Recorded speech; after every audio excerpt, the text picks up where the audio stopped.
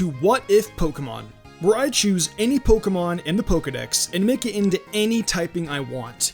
This can be any typing, no rules, no origins. Nothing applies, all logic is thrown out the window. Remember this because it will be very important later on. I will also be excluding Delta Species and Allolan forms. Literally think of it as an alternate universe where anything can happen. Pokemon keep their original names and stats, but they go through serious changes and can undergo any typing change. These typings can be anything you want, any ridiculous combinations, even dual typings. I will bring them to life, but it's gotta be a typing that blows my mind. Speaking of types that blow my mind, this week's typing is Fairy type Garbodor. This one is definitely an interesting typing because we go from piles of garbage to this sweet big old piece of fairy goodness. From poison to fairy. Now that is a big transition. As always, this Pokemon was designed by Really Dark and Windy, so if you're interested in this art, definitely go check him out in the description. So the design of this Pokemon really matches this Pokemon's typing of fairy very well. Due to its pink color scheme, the concept of the design closely resembles that of a gumdrop and even parts of a dragon fruit with the pink speckles. Overall, this Pokemon's design is pretty sweet to say the least.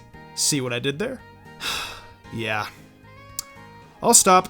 Enough of that though, let's get into its Pokedex entry. By the way, Trubbish doesn't exist! Ha!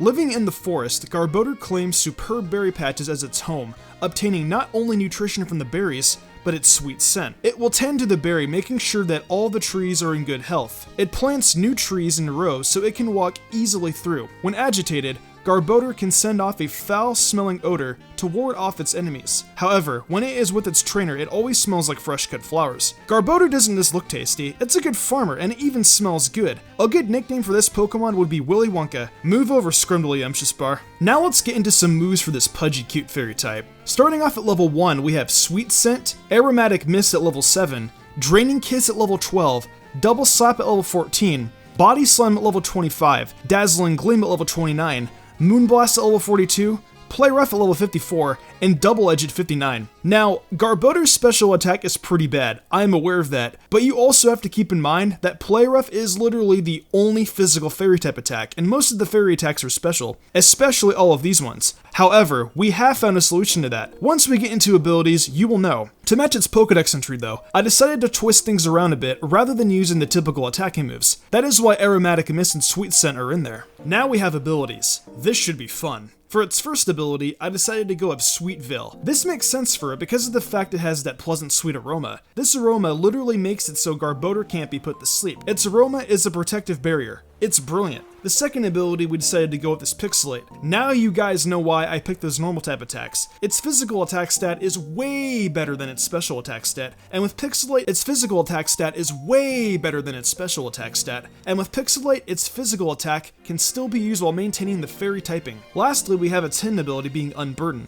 Unburden works well with its medium rate speed, and because of the fact that Garbodor is a farmer, it's constantly collecting berries and sometimes it can drop them, causing Garbodor to be a speed gardener. I know, I'm bad, but hey, it's genius, and it gets nutritious food at a faster rate. Well, that pretty much wraps up this week's What If Pokemon. If you did enjoy this week's episode, be sure to leave a like and share your ridiculous typing of the Pokemon you want to see in the comment section below. With that being said though, I will see you guys next time with some more wacky combinations.